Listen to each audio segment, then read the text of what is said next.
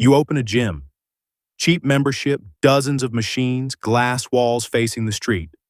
On your first Monday evening, every treadmill is running, every bench is taken, and a short line has formed by the squat rack.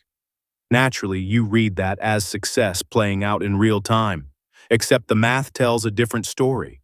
Your monthly fee doesn't rise because more people showed up tonight. Your cost to serve that crowd can: cleaning, extra staff at the front desk, machines wearing out faster, members waiting long enough to get annoyed and complain. The busiest night in your gym's history might be the exact moment your margins start to slip. So, the real question was never how to fill the gym. It's how to sell access to a room you never actually expect everyone to enter at once. This is the business worth being precise about. Not the boutique studio with a wait list and a coach who knows your name, and not the premium club built around personal training and juice bars. This is the low-cost, high-volume gym, built to sign up as many people as possible for a fee that looks almost too small to matter. The familiar layout is a converted warehouse or big box retail space, rows of cardio machines, a wall of free weights, a front desk that barely slows anyone down. The pitch is simple: unlimited access, whenever you want it, for less than the price of a few takeout meals a month. That pitch works because it sounds like a gym mostly sells workouts. It doesn't, not primarily. A gym like this sells a claim on shared physical space, repeated every month, to far more people than that space could hold if they all turned up together. The card in your wallet isn't a workout. It's a standing option to use a treadmill that somebody else also has the right to use at a different hour, or maybe never. That's a strange thing to sell, when you say it plainly, and it only works because almost nobody thinking about joining a gym in January describes it to themselves that way. They describe it as finally getting in shape, or building a habit, or reclaiming an hour a day for themselves. Whatever the actual routine ends up looking like, that story is what most sign-ups are based on. Whether the option gets exercised is, from the business's side, almost beside the point, right up until it starts happening too often or not often enough. Before a single member walks through the door, the bills already exist. Renting or buying out a large commercial space is expensive precisely because space is the whole product. Then come the machines, dozens of treadmills, ellipticals, resistance units, most of them financed or leased rather than bought outright, each one depreciating whether it's used or sitting idle. Add payroll for the staff who run the front desk and maintain the equipment, plus insurance, electricity, water, and the marketing spend needed to keep new sign-ups flowing in. Much of that cost exists before the first workout happens. Rent doesn't ask how busy Tuesday was, and a loan on gym equipment doesn't care whether the equipment sat untouched. Other expenses only start climbing once usage begins pushing against the gym's actual capacity. More cleaning, more wear on machines, more staff on the floor. This is why a starting monthly fee as low as $15 or $24.99 at a slightly higher tier, numbers Planet Fitness actually reported for 2025, alongside a standard $49 annual fee, cannot possibly cover the building and everything in it, one membership at a time. A single $15 payment barely dents a landlord's invoice. The only way the math works is volume. A facility built around one fixed core of rent, equipment, and staffing needs thousands of memberships layered on top of it, because that core doesn't grow in direct proportion to every new member who joins. Before you can understand why a gym might quietly prefer that you don't show up too often, you have to accept the more basic fact: the building was never going to be paid for by attendance alone.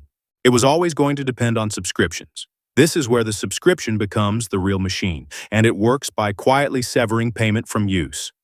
Roughly 87% of Planet Fitness's membership and fee payments in 2025 came through automatic bank debit, which matters more than it sounds like it should.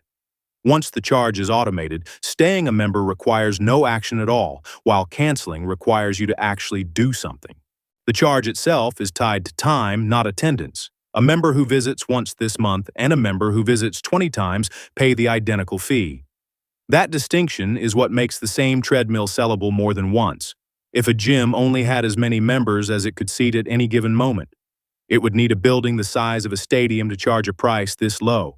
Instead, it sells the same equipment to far more people than could ever use it simultaneously, betting, correctly, most of the time, that they won't all try. Somebody's membership is active while they're at work. Somebody else's is active while they're asleep.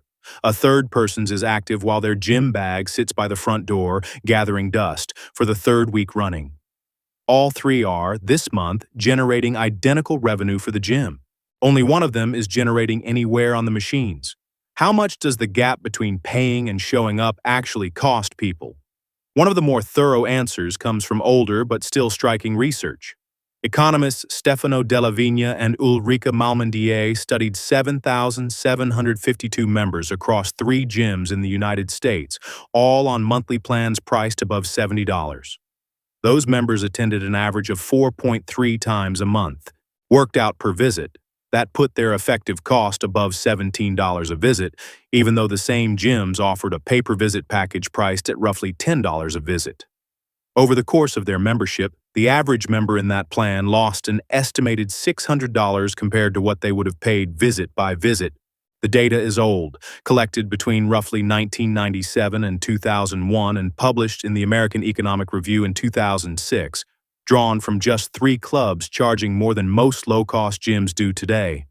But the pattern it captured, people consistently overpaying because they expect to show up more than they do, is the same pattern that can make the low-cost subscription model more profitable today, just at a very different price point. This is where the story usually gets told wrong. The easy version says gyms want you to disappear. They don't, not exactly. A member who vanishes completely tends to notice eventually that they're paying for nothing and cancels. A member who trains every day at 6 in the evening is using exactly the gym's scarcest resource, capacity during peak hours. From a purely economic perspective, the most convenient member sits somewhere between those extremes. Someone who still believes they'll go tomorrow, keeps the card active, shows up occasionally enough to justify the charge to themselves, and in the meantime occupies almost none of the capacity they're technically entitled to use. The gym was never selling workouts. It was selling, over and over, the right to use the same machine at some point in the future, a right most members hold far more often than they exercise. Capacity, though, isn't just about total floor space. It's about specific hours. A Swedish field experiment tracked bookings across roughly 2,500 gym members between July of 2016 and June of 2017. And found that 30.7% of 9,513 scheduled classes had a wait list at some point in that window. A wait list for a class isn't an abstraction. Someone opened the app, saw the session full, and had to find a different time or skip the workout. The study does not measure the entire gym floor or the wider industry, but it makes the timing problem visible. Even inside one facility, demand can exceed capacity during specific windows. The same study sent some members weekly reminders and found attendance rose by 13%, but the reminders had no detectable effect on how long people stayed subscribed or whether they renewed. In that experiment, attendance changed without a detectable change in renewal, showing that the two can sometimes move independently. Exactly the kind of separation a business built on selling more access than it can host at once needs to manage carefully. That gap is convenient when it works in the gym's favor and dangerous when it doesn't. Take a Monday at 6 in the evening. Every squat rack occupied, a line for the only functioning row of treadmills, someone circling the free weight section like it's a parking lot on a holiday weekend. From the outside, that scene looks like triumph, proof the gym is loved. From the operator's side, it's closer to a fire drill. Equipment wears faster under concentrated use. More staff may be needed during peak hours, and cleaning and maintenance costs can rise with concentrated traffic even if total membership stays flat. Members who repeatedly encounter queues may become more likely to complain or cancel, which defeats the entire point of selling them a membership they weren't fully using in the first place. At that point, an operator is left choosing among a short list of unattractive options. Cap new memberships, raise the price to thin out demand, push discounted plans for off-peak hours, or absorb the cost of building another location nearby. None of those options exist because too few people joined. They exist because too many of the people who did join decided to show up at the same time. Success, applied unevenly across the clock, can look identical to failure. Real numbers show how large this balancing act actually is. By the middle of 2026, Planet Fitness reported roughly 21.5 million members across 2,930 clubs, up from 20.8 million members and 2,896 clubs at the end of 2025. Those numbers don't reveal the break-even point of any individual club, but they show how aggressively this model scales recurring memberships across a finite physical network. In its own regulatory filings, Planet Fitness identifies rent and labor as fixed or semi-fixed costs and states plainly that it needs to keep existing members engaged, acknowledging that members who don't use their clubs regularly are more likely to cancel. That's a company on record saying the opposite of wanting you gone. Its incentives pull in two directions: enough engagement to support retention, but not so much simultaneous use that capacity begins to strain. Compare that with the Gym Group, a low-cost chain in the United Kingdom, which reported that 54.6% of its members visited at least 4 times a month in 2025, across roughly 923,000 members generating around 70 million visits a year. A low-cost chain, in other words, can and does want frequent visitors, as long as it can spread that frequency across enough hours and locations that no single treadmill becomes the bottleneck. The tension in this story was never simply low attendance good, high attendance bad. It's about whether attendance clusters. A gym with over half its members training regularly but spread across open hours, mornings, evenings, weekends, sits in a completely different position than one where the same fraction all try to use the same 3 squat racks at 7 on a Tuesday evening. So what does the ideal customer actually look like mechanically? Someone who renews without much friction, because canceling takes more effort than not thinking about it. In the Della Vigna and Malmendier data, members on flexible monthly plans were 17% more likely to stay enrolled beyond a year than members who initially signed up for annual contracts, despite paying more month to month for the freedom to leave whenever they wanted. They kept paying for the option to quit and then, mostly, didn't use it. This isn't unique to gyms.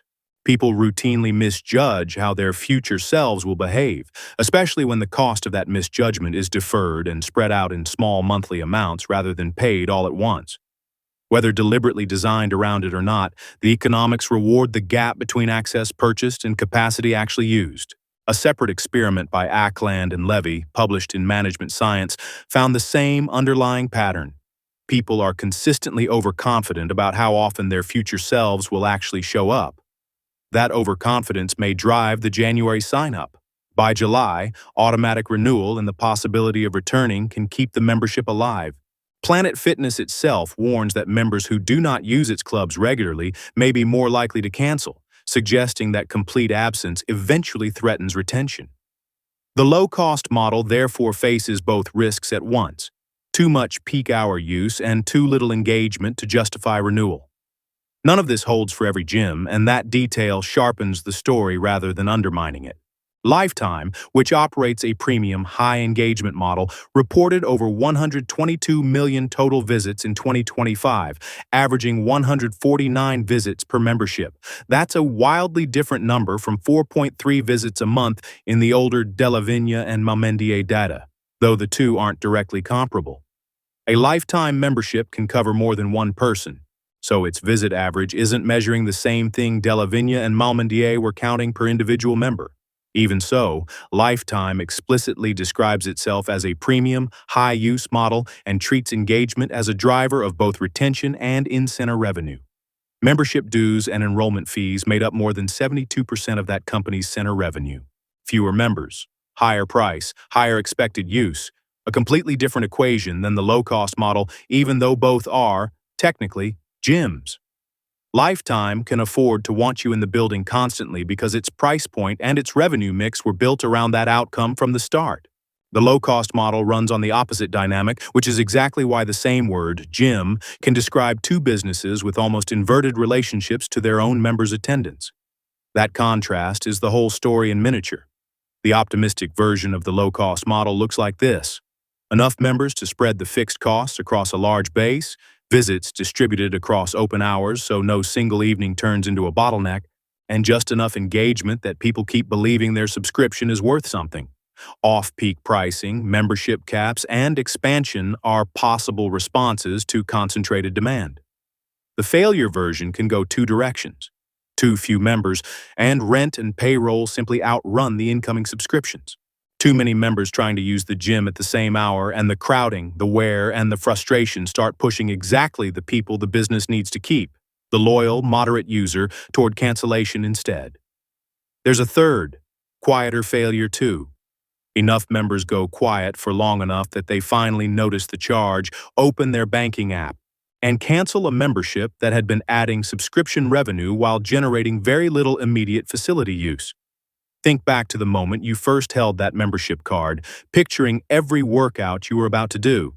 That image was never really false. It was simply priced for a version of you that visits occasionally, not constantly. The gym does not need to stop you from exercising. Its low price simply depends on most members exercising less often and at different times than the access they purchased would allow. The card in your wallet was never simply a ticket into a building. It was a recurring claim on a small slice of space and equipment that thousands of other people also hold a claim on at hours you'll probably never overlap with. As long as it stays in your wallet, the gym keeps selling that same machine to someone else. One member training every night does not break the model. The strain begins when enough members exercise that same right at the same peak hour. That is what the sign-up page leaves unsaid. The low price doesn't depend on you never showing up. It depends on most members not showing up at the same time.